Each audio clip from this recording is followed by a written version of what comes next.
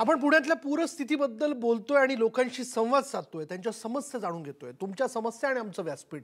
बोला, बिनधास्त बोला आणि सांगा की कुठल्या परिस्थितीतनं आत्ता या क्षणाला आपल्याला जावं लागतंय. गेल्या 2 दिवसापासून पुण्यामध्ये जो जोरदार पाऊस पडला त्याचे परिणाम जे ते दिसून आलेले आहेत. काल संध्याकाळी ठिकठिकाणी तर कमरे इतकं पाणी साठलेलं होतं, पार्किंग लॉट पाण्याने भरले, गाड्या तरंगत होत्या आणि या सगळ्याच्यात पुणेकरांचं मोठ्या प्रमाणात नुकसान झालं. एवढंच नाही, घराघरात पाणी शिरलं. पुण्यावरनं संदीप जंगम आपल्या बरोबर आहेत. संदीपजी बोला.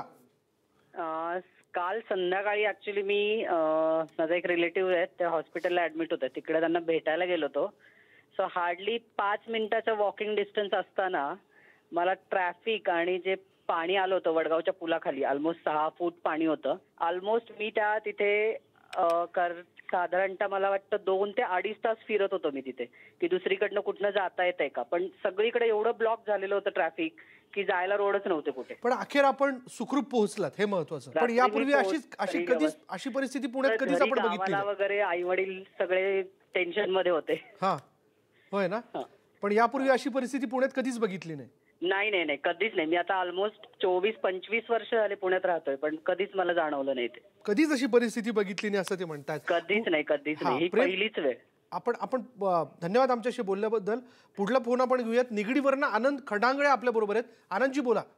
सांगली कोल्हापूरमध्ये असं घडल्याच्या नंतर सर, इथं आपल्या पुण्यामध्ये लगातार 2 ते 3 दिवस झाला सारखा पाऊस आहे. त्याची शासनानं काळजी घ्यायला पाहिजे का नाही सर? बरोबर आहे. हाच प्रश्न आहे की त्यांना पूर्वकल्पना कशी आली नाही की गेल्या 2 दिवसापासून जर पुण्यात पाऊस पडतोय, ठिकठिकाणी पाणी साठताना दिसतंय, तर याचं पूर्वनियोजन का होऊ शकलं नाही? पुणेकरांना याच्या पूर्वसूचना का दिल्या गेल्या नाही? हा प्रश्न देखील यातनं उपस्थित होतोय. धन्यवाद आमच्याशी बोलल्याबद्दल. बघा, पुणेकर आपले प्रश्न या ठिकाणी मांडताना दिसत आहेत, प्रश्न उपस्थित करताना दिसत आहेत, आपल्या समस्या सांगताना दिसत आहेत. पण यामध्ये जर सामायिक पातळीवर आपण जर बघितलं तर एक प्रश्न वारंवार समोर येतोय की गेल्या 2 दिवसापासून पुण्यामध्ये जर पाऊस कोसळताना दिसतोय, त्या पावसाचा जोर वाढताना दिसतोय, हे पाणी साठू शकतं, पाण्याची पातळी वाढताना दिसते, तर मग पुण्यातल्या प्रशासनाला किंवा एकूणच व्यवस्थेला असं का लक्षात आलं नाही की पुणेकरांना याची पूर्वसूचना ही देण्यात यावी, त्यांना सांगण्यात यावं की आपण घरीच थांबा, घराच्या बाहेर पडू नका, जिथे कुठे असाल तिथून लवकर घराच्या दिशेने सुखरूप पोहोचा, अशा का सूचना त्यांना देण्यात आल्या नाही?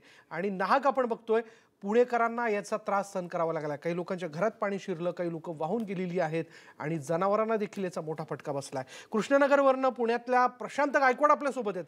प्रशांतजी, आत्ता या क्षणाला आपण कुठून बोलताय? पुण्यातल्या कोणत्या भागातनं बोलताय आणि तिथे काय परिस्थिती आहे? मोहम्मदवाडी कृष्णनगर इथून बोलतोय मी. हा, काल मी माझ्या कामानिमित्त बाहेर गेलो होतो, तर मला येताना रात्री उशीर झाला, 11 वाजले. तर इतका पाऊस झालेला होता, मला घरी पोहोचण्यासाठी अक्षरशः इतकं फिरून जावं लागलं. प्रत्येक ठिकाणी चौकात इतकं पाणी साचलेलं होतं की जेणेकरून माझी जी बाईक होती ती बाईक पाण्यात जर घातली तर बंद पडेल अशी अवस्था होती प्रत्येक चौकात. आणि त्या पाण्यामध्ये उतरून जाण्यासाठी तिथे प्रशासनात जाऊ नका म्हणून सांगण्यासाठी प्रशासनाचा प्रतिनिधी तिथं हवा होता, महानगरपालिकेचा म्हणा किंवा तुमच्या स्थानिक कुणी असतात प्रतिनिधी, त्यांनी तिथं अवेलेबल असायला हवं होतं. पण तसं कुणी मला तिथं दिसलं नाही. स्थानिक पातळीवर जे कार्यकर्ते असतील, जे आपण जिथे राहता तिथे पाणी शिरलं होतं? हो, खूप पाणी शिरलं होतं. ज्या ठिकाणाहून मला जायचं होतं त्या ठिकाणी ब्रिज आहे, त्या ब्रिजवरून पाणी जात होतं. तर घरात पाणी शिरलं? नाही, घरात पाणी नाही शिरलं. पण ऍक्च्युली पण जो रोड आहे, ज्या रोडवरून जायचं होतं तो रोड प्रॉपरली बंद होता ना, त्यामुळे मला साधारण 10 किलोमीटर वळसा मारून जावं लागलं. असं झालं. किती वेळ लागला आपल्याला? मी अक्षरशः 11 वाजता पुणे स्टेशनला आलो होतो. मला घरी जायला 12:45 झाली. रात्री? हो, रात्री. आणि तेव्हा पाऊस अगदी जोरदार कोसळत होता? हो, पाऊस खूप जोरदार कोसळत होता. त्याच्यानंतर थोडा पाऊस कमी झाल्यावर मी बाहेर पडलो स्टेशनवरून आणि मग घरी जायला निघालो. पण इतकं पाणी असल्यामुळे घरी जायला मला कंप्लीट 2.5 तास लागले. 2.5 तास आपल्याला लागलेले आहेत. धन्यवाद आमच्याशी बोलल्याबद्दल. प्रत्येक पुणेकराला कालच्या पावसामध्ये फटका बसल्याचं आपण बघतोय आणि त्याच भावना ते व्यक्त करताना दिसत आहेत. पुण्यावरनं पर्वती दर्शन इथून प्रथमेश आढाव आपल्या बरोबर आहेत. प्रथमेश बोला. सर नमस्कार. नमस्कार. प्रथमेश. हॅलो. हा, बोला. हा सर, ऍक्च्युली काल रात्री जो काही पाऊस झाला हा म्हणजे परिस्थिती खूप वाईटच होती. आपल्याला बेसिकली सांगली कोल्हापूरला काय परिस्थिती घडली असेल याचा अंदाज आलाय पुणेकरांना काल. ऍक्च्युली 10% देखील पुण्यामध्ये त्याचं हे नव्हतं. पण काल ओव्हरऑल जे काय घडलं हे भयानक घडलं. बरं, लोक म्हणतात प्रशासन, मान्य आहे की प्रशासनाने ह्या गोष्टींकडे लक्ष द्यावं, पण प्रशासन म्हणजे पण एक शेवटी माणूस आहे. ते कोणी जादूगर शक्ती नाहीये की अचानक सगळे. काल प्रशासन देखील होतं, अग्निशामक दलाच्या गाड्या देखील होत्या. काल टोटल 4 मृतदेह इथं सहकार नगर परिसरामध्ये, म्हणजे 4 लोक मेले इथे, मयत पावले. तर बेसिकली इथे प्रॉब्लेम असा झाला की भिंत कोसळल्या सोसायटीच्या, आणि आम्ही त्यांना काढायचा देखील प्रयत्न केला. संतोष कदम म्हणून व्यक्ती होती, पण त्यांना आम्हाला हॉस्पिटलला नेता आलं नाही. आम्ही गाडीमध्ये त्यांना घातलं, रस्ते बंद होते, नेणार कुठून सर? म्हणजे परिस्थिती एवढी भयानक होती की इथं प्रशासन देखील हतबल झालं होतं काल, की कार्य करताच येत नव्हतं पुढे. मग एनडीआरएफचं पथक रात्री साधारणतः 1:30 ते 1:45 वाजता आलं. बरं, आता काय, आता मदत पोहोचली तुमच्यापर्यंत? म्हणजे लोक पोहोचलेले आहे. मला एवढंच सांगायचंय की स्थानिक लोकांनी जे घडलंय, आता परिस्थिती घडून गेली आहे, इथं फक्त आता दंगा न करता सगळ्यांनी एकमेकाला मदत करावी. काल स्थानिक लोक मदत करतच होते. हॅलो, हा बोला. हा, तेच माझं सांगणं आहे की बाबा लोकांनी शांतता राखावी थोडीफार, कारण की जे नुकसान घडलेलं आहे हे प्रचंड भयानक घडलेलं आहे. सगळ्यांचं नुकसान झालेलं आहे. फक्त एवढंच एक रिक्वेस्ट आहे की शासनाला की बाबा ज्यांचं नुकसान झालं तर त्यांना एक मदत भरपाई वगैरे मिळावी.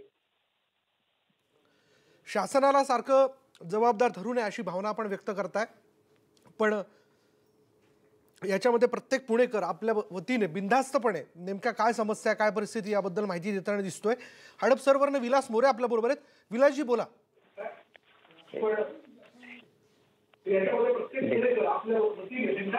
विलासजी, पहिले तर आपल्या टीव्हीचा आवाज कमी करा आणि सलग बोला. हॅलो, डिस्कनेक्ट होतोय. विलासजींचा आवाज आपल्यापर्यंत पोहोचत नाही, पण पुण्यातली आत्ता या क्षणाची परिस्थिती ठिकठिकाणची जर आपण लक्षात घेतली तर ती भयानक आहे. बघा, आपण बघू शकतो की दुचाकी गाड्या ज्या या सगळ्या पाण्यातनं बाहेर काढण्याचा प्रत्येकाचा प्रयत्न होता. ज्या ठिकाणी गाड्या होत्या लावलेल्या पार्किंग लॉटमधल्या, त्या देखील पाण्यात तरंगत होत्या. आणि आत्ता पाणी ओसरल्यानंतर जर ती दृश्य बघितली तर होत्याचं नव्हतं झालं असंच म्हणावं लागेल. 2 दिवसापासून पुण्यामध्ये जोरदार पाऊस कोसळत होता, आणि या सगळ्या परिस्थितीमध्ये वारंवार पुणेकर एकच प्रश्न विचारताना दिसत आहेत की प्रशासनाला ही सगळी परिस्थिती का लक्षात आली नाही, आणि कालच्या या सगळ्या विस्कळीत परिस्थितीमध्ये त्यांना मार्गदर्शन करणार तिथे कोणी का नव्हतं ठिकठिकाणी. म्हणजे मग ते पोलिसांच्या रूपात असेल किंवा काय वेगवेगळ्या पथकांच्या रूपात असेल, असे अनेक प्रश्न या ठिकाणी पुणेकर उपस्थित करताना दिसतात. आणि एक संताप जो आहे तो पुणेकरांच्या मनामध्ये दिसून येतोय. पुण्यातल्या किरकिटवाडीमधनं नितीन भोईकर आपल्यासोबत आहेत. नितीनजी बोला. नमस्कार. नमस्कार, बोला. सर, मी कोंडा बुद्रुक मधून बोलतोय, नितेश जगताप. कुठून बोलताय? मी किरकिटवाडी आपलं घर मधून बोलतोय. हा, बोला. आमच्या सोसायटीची भिंत कोलॅप्स झाली काल. त्यामुळे सगळ्या सोसायटीमध्ये पाणीच पाणी झालं, आणि दुसऱ्या बाजूची पण भिंत कोसळली, आणि त्यामुळे सोसायटीचे सगळे लोक आम्ही खाली आलो. अक्षरशः लहान मुलांसह आम्ही आलो. आतापर्यंत अजून कुठलीही मदत प्रशासनाच्या वतीने, ग्रामपंचायतीच्या वतीने किंवा बिल्डरच्या वतीने दिलेली नाही. बरं, तुमच्याकडे आमदार कोण आहेत? ते तरी आलेत का? कोणी नगरसेवक? आमदार भीमराव तापकीर आहेत, ते पण आलेले नाहीयेत. रात्रीपासून लाईट नव्हती, सकाळी लाईट आलेली आहे, आणि आम्ही सगळे खूप म्हणजे परेशान आहोत. आपल्या घरात पाणी शिरलं? नाही, घरात पाणी नाही शिरलं, पण खाली पूर्ण भागामध्ये कमरे इतकं पाणी शिरलेलं. जनरेटर सुद्धा आमचं पाण्याखाली गेलं, त्यामुळे रात्री आम्ही लाईट लावू शकलो नाही. बरं, आता काय परिस्थिती पाणी ओसरल्यानंतर? पाणी ओसरलं आहे, पण अजून कुठल्याही प्रकारची मदत म्हणा प्रशासनातर्फे किंवा ग्रामपंचायतीतर्फे किंवा कोणी पाहणी करायला पण आलेलं नाहीये. आपल्याला काय वाटतं या क्षणाला की तातडीने आपल्यासारखी जी मंडळी आहे, जी आता या क्षणाला या सगळ्या परिस्थितीचा फटका बसल्यानंतर समोर येत आहेत, काय मदत त्यांना मिळायला हवी? कोणीतरी येऊन सहानुभूतीपूर्वक 2 शब्द तरी बोलावेत, ही आमची अपेक्षा आहे. बरं, दुसरं असं की आपण जिथे राहता तिथली बाजारपेठ आता बंद असेल? बाजारपेठा पण बंद आहेत, आणि समोरचा आमचा जाण्या येण्याचा रोड पण खचलेला आहे. आम्ही बाहेर पण जाऊ शकत नाही. काही कोणाला मेडिकल आहे, काही औषधं पाहिजे असतील, हे पाहिजे असतील, त्याचा पण प्रॉब्लेम आहे. त्याचा पण प्रॉब्लेम असल्याचं आपण बघतोय. कोंढवा बुद्रुकवरनं नितेश जगताप आपल्या बरोबर आहेत. नितेशजी बोला. सर, इथे कोंढवा बुद्रुक मध्ये स्थानिक प्रतिनिधी, आमदार अजूनपर्यंत आलेले नाहीये. लोकांच्या घरात पाणी शिरलेलं आहे. अक्षरशः त्यांचं सामान पूर्णपणे हे झालेलं आहे, वाया गेलेलं आहे. त्यांचे दागदागिने, जीवनावश्यक वस्तू, तसेच एक जण मृत्युमुखी पण पडलेला आहे. त्याची डेड बॉडी सापडलेली आहे ती लुणानगरला. तर त्याच्या तिथले घरातले लोक पण त्यांना काही मदत, कोणी स्थानिक प्रतिनिधी, आमदार कोणी आलेलं नाही आतापर्यंत. बरं, आता आपण जिथे राहता तिथे काय परिस्थिती आहे? सध्याची परिस्थिती खूप बेकार आहे आणि प्रशासनाकडून कोणतेही अधिकारी किंवा अथवा नगरसेवक, आमदार इथे आलेले नाहीयेत. आलेले 1-2 मिनिटं गेले फक्त बघून, त्याच्यानंतर त्यांचे इथं काहीच ऍक्टिव्हिटी नाहीयेत. अच्छा, कोण आहेत तुमचे आमदार? कोण आहेत तिथले आमदार? आमचे योगेश टिळेकर. योगेश टिळेकर. बरं, आपली घरातली मंडळी व्यवस्थित आहेत? घरातली मंडळी व्यवस्थित आहे. आम्ही रात्रीपासून प्रयत्न करत होतो. आमच्या गावाला जो मेन पूल आहे तो अक्षरशः पाण्याखाली होता. त्याचं व्हिडिओ फुटेज आहेत माझ्याकडे आणि त्या संदर्भात मी रात्री लाईव्ह पण होतो फेसबुकला. अच्छा, त्याच्यानंतरून मदत काय अजूनपर्यंत आलेली नाहीये. पुणे मनपाकडून पण आणि स्थानिक आमदारांची पण व्हिजिट काय झालेली नाहीये. कोणी आलेलं नाही आपल्यापर्यंत?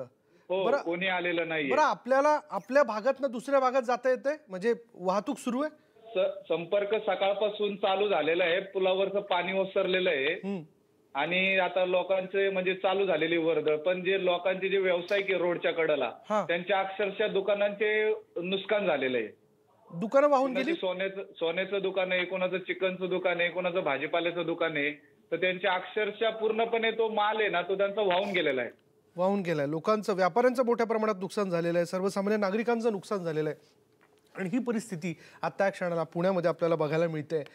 खरं अजून संध्याकाळपर्यंत या परिस्थितीबद्दलची वेगवेगळी दृश्य समोर येतील आणि आत्ता जे आपण बघतोय ते इतकं भयावह आहे, तर त्या संध्याकाळपर्यंतची आणखीन वेगवेगळी दृश्य काय असू शकतील? म्हणजे आत्ता जो आकडा आपल्यापर्यंत येतोय तो आहे 11 इतका. म्हणजे 11 जणांचा या पुराच्या पाण्यात वाहून गेल्यामुळे किंवा काही ठिकाणी भिंत कोसळली म्हणून 5 जणांचा मृत्यू झाला, अशा याच्यात 11 जणांचा मृत्यू झाल्याचं कळतंय.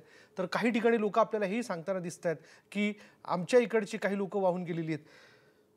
चिंताजनक आहे हे सगळं आणि अजून त्यांच्यापर्यंत मदत पोहोचत नाहीये. कोणीतरी येऊन आमच्याशी बोलावं, आमची चौकशी करावी, अशी एक छोटी त्यांची अपेक्षा आहे, माफक अपेक्षा आहे त्यांची, पुणेकरांची. जी अपेक्षा त्यांच्या बोलण्यातनं, बिंदास्त बोलण्यातनं ते व्यक्त करताना दिसतात. अधिक बोलणार आहोत, पण वेळ झाली का ब्रेकची. ब्रेक घेऊयात. पहा फक्त न्यूज 18 लोकमत.